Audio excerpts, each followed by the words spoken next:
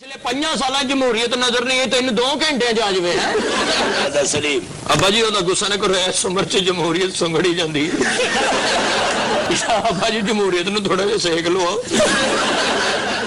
मारूफ मेजबान आफ्ताब इकबाल जिन्हें एक के बाद एक कॉमेडियंस बीच राह में छोड़कर चले गए, जिसकी वजह से उनका शो फीका पड़ गया। नए फनकारों ने उनके शो को सहारा देने की कोशिश की, लेकिन वो इसमें पहली सी बात ना रही। नए चैनल पर मुंतकिल होने के बाद आफ्ताब इकबाल के पास चूंकि सरमाया भी था, तो उन्होंने नए तगड़े कॉमेडियंस को शामिल करने की कोशिश की और अपनी टीम के पुराने और मंजे हुए कॉमेडियन सखावत नाज को दोबारा से अपने शो का हिस्सा बनाने में कामयाब हो गए। सखावत नाज किन बुनियादों पर वापस आए, आफ्ताब इकबाल और उनकी टीम ने किस तरह से उनका वेलकम किया, शो का कितना मुआवजा लिया करेंगे, ये सब कुछ हम बताएंगे आज की इस वीडियो में। अपना भी कोई सूट सीनता ही बांदरा ना यसू पंजू खेडन वाले लोग कपड़े सीन ले लिया ने, ਇਹਦਾ ਮੂੰਹ ਵੇਖ ਕੇ ਕਹਿੰਦੇ ਧੋ ਦੇਂਗੇ। सखावत नाज इस हवाले से खुशकिस्मत हैं कि उन्हें आफ्ताब इकबाल ने अपने पहले शो खबरनाक की टीम में शामिल किया। उस वक्त सखावत नाज स्टेज पर काम कर रहे थे, लेकिन उन्होंने अपनी असल इनिंग्स खबरनाक में खेली। जीरा ड्राइवर के तौर पर वो शो में दिखाई देते और अपनी मुनफरिद बातों से हाजरीन को हंसा हंसा कर लोट पोट कर देते। सखावत नाज को इस शो की बदौलत थिएटर में बहुत शोहरत मिली, जिसके बाद उन्हें स्टेज ड्रामों में भी खूब कास्ट किया जाने लगा। सखावत नाज 2013 तक आफ्ताब इकबाल के साथ काम करते रहे। उस दौर में उनकी मार्केट वैल्यू बन गई। न सिर्फ पाकिस्तान बल्कि दुनिया भर में पंजाबी बोलने और समझने वाले उनके फन के गर्विदा हो गए। 2013 में सखावत नाज ने सबसे पहले आफ्ताब इकबाल के प्रोग्राम को खैराबाद कहा और दुनिया न्यूज के प्रोग्राम मजाक रात से वाबस्ता हो गए। यहाँ उनके साथ अमानुल्लाह और इफ्तिखार ठाकुर भी थे, जिसकी वजह से इस शो को खूब रिस्पॉन्स मिला। 3 साल तक सखावत नाज इस शो से मुंसलिक रहे। इस दौरान उन्हें एक्सप्रेस न्यूज के शो सियासी थिएटर से भारी मुआवजे के एवज काम करने की पेशकश हुई, जिसे उन्होंने कबूल किया। वो इस शो का हिस्सा बन गए। सखावत नाज की कॉमेडी को लोग चूंकि बड़ी तादाद में पसंद कर रहे थे, तो इसीलिए हर चैनल की ख्वाहिश थी कि उनके कॉमेडी प्रोग्राम में सखावत नाज जरूर हों। सियासी थिएटर में काम करने के बाद सखावत नाज ने 2019 में ARY की स्पेशल ट्रांसमिशन का हिस्सा बने, लेकिन यहाँ वो अपने फन को इस तरह पेश ना कर सके जैसे वो दीगर शोज में करते थे। लेकिन चूंकि उन्हें यहाँ से भारी रकम मिल रही थी, जिसकी वजह से उन्होंने शो के लिए हामी भर ली। 2020 में सखावत नाज ने एक बार फिर मेजबान और शायर वसी शाह के शो गैर सियासी थिएटर को ज्वाइन कर लिया, जो आप न्यूज से नशर होता था। ये शो चंद माह टीवी पर दिखाया गया, जिसके बाद इस चैनल को नागुजीर वजूहात की बिना पर बंद कर दिया गया। जिसके बाद वसी शाह अपनी टीम को लेकर न्यू न्यूज मुंतकिल हो गए, जहाँ से उन्होंने प्रोग्राम जबरदस्त का आगाज किया, जिसमें सखावत नाज और हनी अलबेला मेन कैरेक्टर्स में से एक थे। शहर की करीजे किधर है? शाही कनी से हाँ भाई 2020 में आए नचन नहीं भेजी। फिर वो नाचने वालियों ने कुछ भेजा? जी अब्बा हजूर एक कैसेट भेजी उन्होंने कि तुसी भी रिहर्सल करो।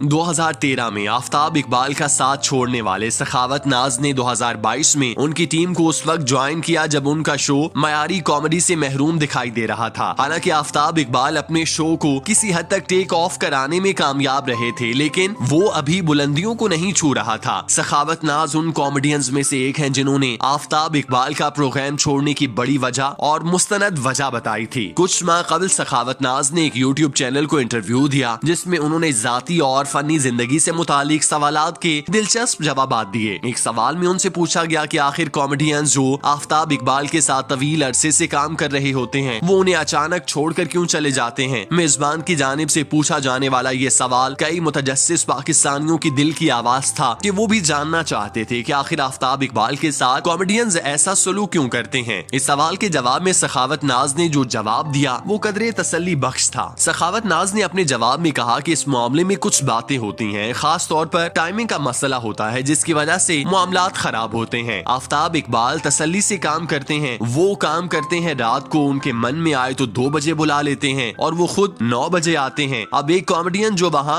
2 बजे का गया हो, वो 9 बजे तक वहाँ बैठा रहता है, तो उसकी काम करने की सलाहियत बरकरार नहीं रहती, उसके जहन की ताजगी चली जाती है, जिसके बायस दिमाग में आमद नहीं रहती। कॉमेडी जो है वो दिमाग का काम है, दिमाग फ्रेश हो तो कॉमेडी होगी, नहीं होगा तो वो तंग आकर कहेंगे भाईजान प्लीज हमें माफ कर दें। फिर जब कॉमेडियंस 2 बजे आकर 9 बजे तक बेकार बैठे रहते हैं और फिर जब उनसे अपनी इस्तेदाद के मुताबिक काम नहीं हो पाता तो आफ्ताब इकबाल उनसे न सिर्फ सवालात करते हैं बल्कि जाती हमले भी करते हैं कि आमद किधर है आपकी, आपको काम किसने सिखाया है, वगैरह वगैरह। ये बातें परेशान करती हैं जिससे मामलात खराब होते हैं और कुछ लोग ये बातें बर्दाश्त कर लेते हैं तो कुछ लोग भाग जाते हैं। जो बर्दाश्त कर लेते हैं वो स्टार बन जाते हैं और जो भाग जाते हैं वो बीच में रह जाते हैं। इस दौरान मेजबान ने सखावत नाज से सवाल किया कि आप तवील अरसे से आफ्ताब इकबाल के साथ काम कर रहे थे तो आपकी बर्दाश्त की हद कब खत्म हुई, जिस पर उन्होंने जवाब दिया कि मेरी बर्दाश्त की हद तब हुई जब आफ्ताब इकबाल ने कॉमेडी के बादशाह अमानुल्लाह के साथ हद तक आमेज सलूक किया। अमानुल्लाह हमारे लिए बाप का दर्जा रखते थे, हम उन्हीं की वजह से फील्ड में कामयाब हुए, लिहाजा मुझे ये बात अच्छी नहीं लगी कि उनके साथ कोई ऐसा सलूक करे। इसीलिए मैंने आफ्ताब इकबाल से कहा कि भाई आप उनके साथ ऐसा सलूक न करें। उन्होंने मजीद बताया कि आफ्ताब इकबाल ने मेरे कहने पर अमानुल्लाह के साथ बहुत ज्यादा प्यार भी किया। आखिर में सखावत नाज ने कहा कि मैं समझता हूँ कि किस्मत में जिसके साथ आपका जितना रिस्क लिखा होता है उतना ही मिलता है, बाकी तो बहाने बनते हैं, इस तरह हो गया ये हो गया। इस बात में कोई शक नहीं कि आफ्ताब इकबाल ने टीवी पर कॉमेडी का ऐसा ट्रेंड मुतारिफ कराया जो आज मुख्तलिफ अंदाज में कॉपी करके पेश किया जा रहा है। नित नए चैनल्स उनके आइडियाज को कॉपी करके इस तर्ज का प्रोग्राम पेश करने की कोशिश कर रहे हैं, लेकिन वो कामयाबी हासिल करने में ताहाल कासिर हैं जो आफ्ताब इकबाल अपने शो से हासिल कर रहा है। आफ्ताब इकबाल का सबसे बड़ा क्रेडिट ये है कि उन्होंने अपने प्रोग्राम में स्टेज के उन फनकारों को मुतारिफ कराया जो स्टेज तक महदूद होने की वजह से मकबूलियत से दूर थे। उनके पास एक्सपोजर की कमी थी, वो अपनी सलाहियतों को पहचानने से इनकारी थे। उन्हें आफ्ताब इकबाल अपनी छतरी तरह लेके आए, उन्हें टीवी कॉमेडी से मुतारिफ कराया और उन्हें माँ बहन की गंदी जुगतों से निकालकर साफ सुथरी कॉमेडी की तरफ माइल किया।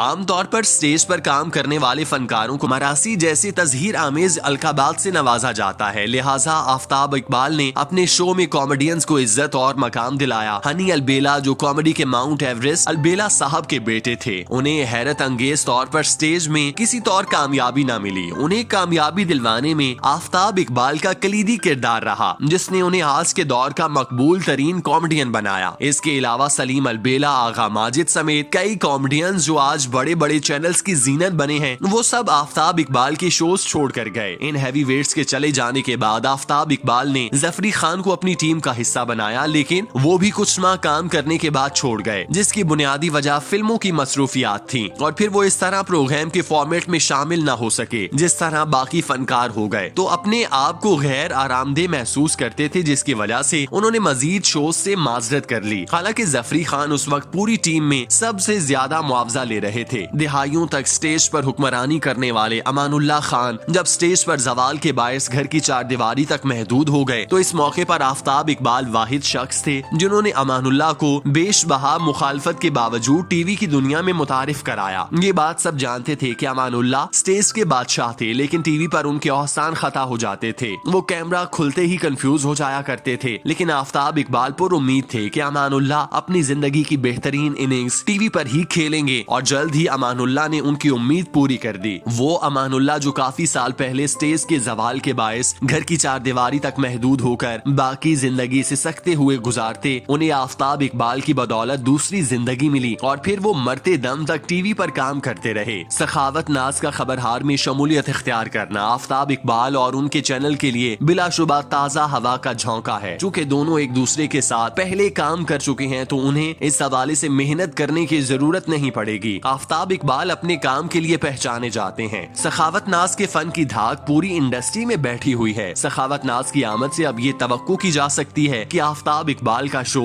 दोबारा से अपनी मकबूलियत की बुलंदियों को छूने में कामयाब हो जाएगा। दादाजी खोते ते बह के खेडते सन जी, फिर एक घंटा खोता दादाजी ते बह के खेडता हुंदा सी। मैं यार क्यों रो पांदा मेरे ते मेरी फुफी वी है तो चंगा भला सोहना मुंडा ते अपने वर्गी फुफी ओदे गल पाओ।